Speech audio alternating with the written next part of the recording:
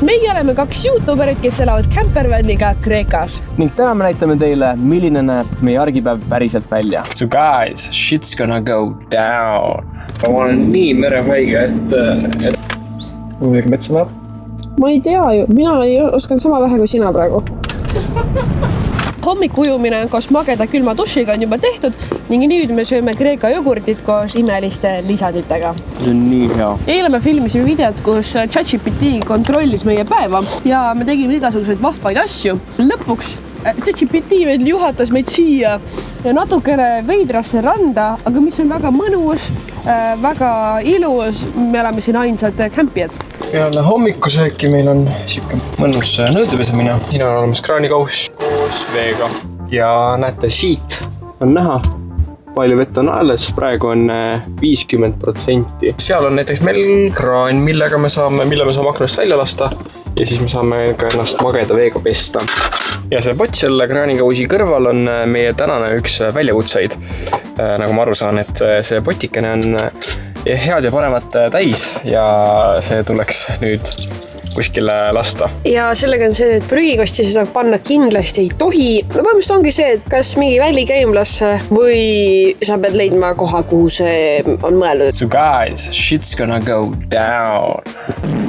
Enne me lepotasime siin niisama, aga nüüd me paneme paika igasuguseid lahedaid kohti, mida siin Peloponnese poolsaarel tahaks näha. Mingid kohad on need, mis ma olengi soovitus saanud TikTokist, mingid on see, mis ma olen soovitused saanud isalt, peretuttavatelt ja mingid on need, kus ma olen käinud ja ma tean, et need on väga lahedad. Ja niimoodi tekivadki meile siia kaardile igasugused märgikesed, et me siis teame, kuhu võiks minna. Lõpuks me otsustasime ära, mis me täna teeme. Ja me lähme ühele väga vahvale saarele, kus ei ole mitte ühtegi autod peale prügiautode ja tuleteeautode. Ja asju seal veetakse eeslitega. Mina olen seal käinud umbes 5 aastat tagasi, seal oli väga-väga lahe. Aga kuna me täna näitame ikkagi meie realistlikud päeva, siis nüüd hakkab droonishotide tegemine ja koristamine.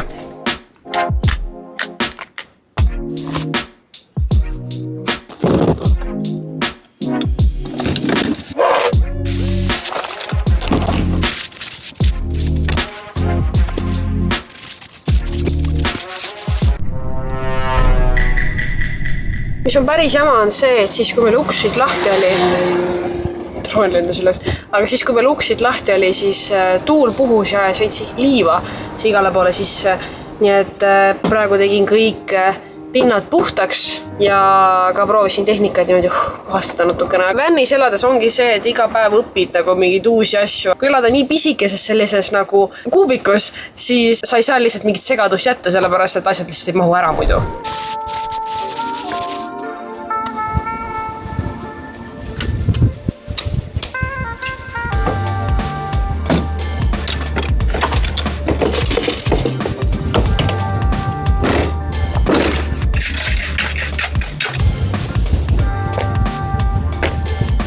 Põhimõtteliselt, kui asjad on külmiku nagu selle nagu ääre vastas, siis nad külmuvad ära.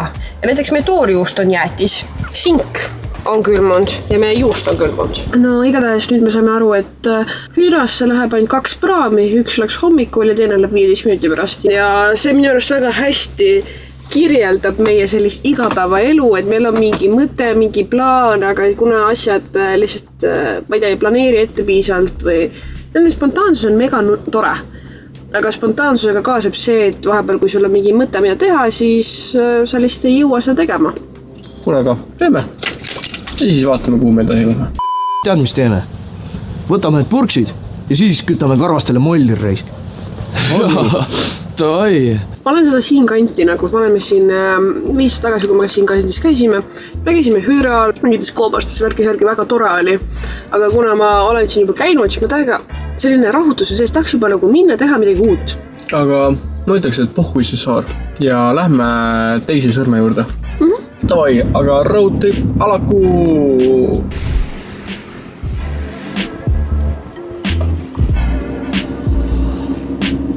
Ma olen nii merehaige, et on realistlik päev, siis näitame ka oma siukest poolt.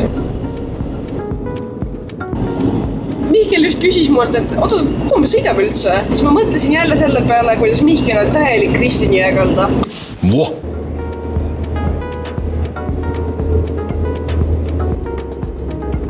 Maia ütles, et ta hakkab magama jääma. Ei, ma ei hakka magama jääma obviously, aga mul ka raske sõita selles mõttes, et nagu siin on mingi kurvi järgi ja ta on keeruline ja siis kui Mihkel siin juba magama jääb, siis mul on veel raskem üksinda niimoodi. Siis ma ütlesin Mihkelile, et räägi midagi huvitavat.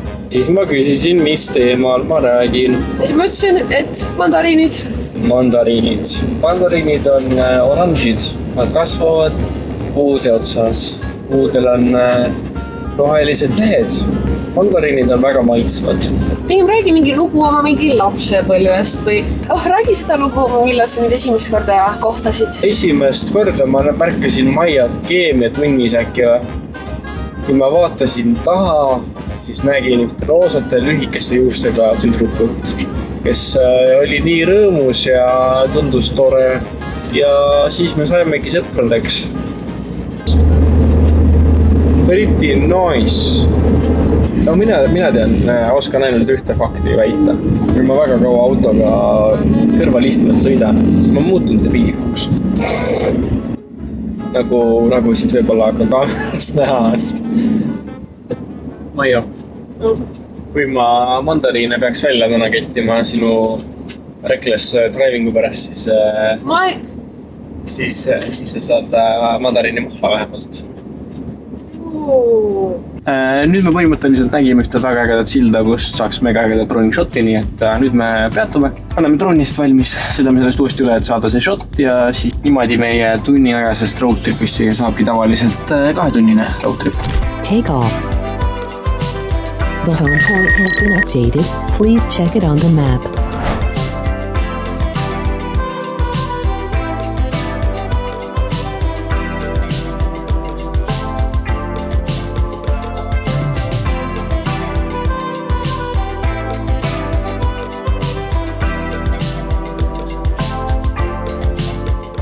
Drooni shot said nüüd tehtud. Nüüd naljakas maha jätud teelik siin. Näitan teile ka, kui naljakas see tõelik on. Siit peaks nagu saama. Aga tee. Suht L. Mis ta ikka? Kui sõit on nii pika peale veninud, siis me teeme ka endale kiire snäki iconbaarid. Jumala. Minu isiklik nende lemmik on vanilla ja cream. Ja kui Eestis on drive-thru'd ainult kiirtoidu restorandil, siis siin saab ka drive-thru'st tervislikke asju.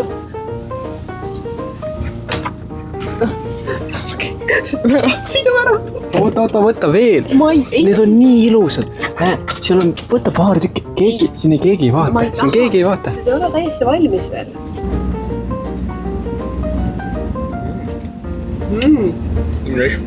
Where can we put our shit? Kas see on välikäimla? See oli nagu kuivkäimla? Jah. Ja me siis paneme oma selle sinna kuivkäimlasse? Jah, keegi peab ikkagi filmima, siis ma võin filmida. Sulle isa ju näitas, kuidas teha. Isa ei ole kunagi näinud seda. Jaa, aga sa tead, kus seda taha? Ei tea. Kus seda jää, aga mina ka ei tea. Aga sa oled ju suur mees, kes teeb kõike ja ega ma filmin. Lähme vaata kõigepealt koos. On midagi metsa näeb? Ma ei tea ju, mina ei oskan sama vähe kui sina praegu. Mis me nüüd teeme? Võta see kast kätte. Sa tegid esimese steppi, ma tegin teise. Nüüd sa teed järgmise. Okei, ma võin järgmise steppi teha. Aga siis sa teed järgmise steppi sellest. Ma võiksid isa Mihkel.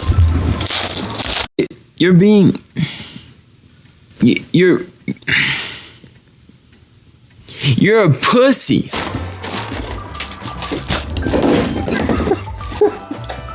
Going in!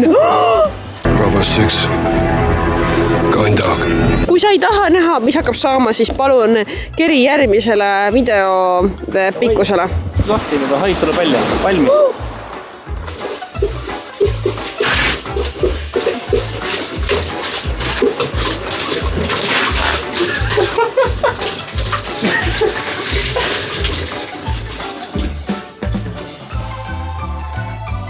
Kuule, see pole üldse nii raske ju.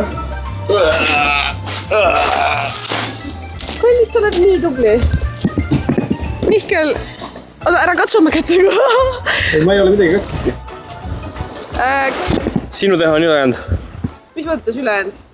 Siis kui me mu perega veel olime, siis me olime ka Kalamaatasse. Kalamaatasse sõidab 1:43. Ehk siis peale Ponnase poolsaare 2. ja 3. sõrme juurde me läheme natukene hiljem. Lähme praegu Kalamaatasse, seikleme sealkandis, pluss seal on veelgi soem. Kuid enne võtsime tee peale kaasa pitsat. See mees oli seal nii tore, ta selgitas ära, kuidas see kõik töötab. Huge! Ja kui Eestis oleks Dominos, siis ma käiksin seal liiga palju. Big pizza, big salad, let's eat. Mega hea ju. Edasi me sõitsimegi Kalamaatasse, tee oli mõnus ja rahulik ning kui me jõudsime ühte randa, siis seal oli väga palju kämpereid kui ka selliseid suuri kämperrekkasid ja ühed olid isegi teinud terve kino endale sinna. Aga sealt me liikusime edasi ning jõudsimegi oma ööbimiskohta. Meie sellised õhtused toimetused on need, et me laeme Foodly Cloudi, istume natuke, teeme selliseid nii-öelda nagu tööasju. Igatahes, aitäh, et te vaatasite seda videot. Pange like, subscribe ja kommenteerige midagi vahvat. Davai, tšauki! Tšau!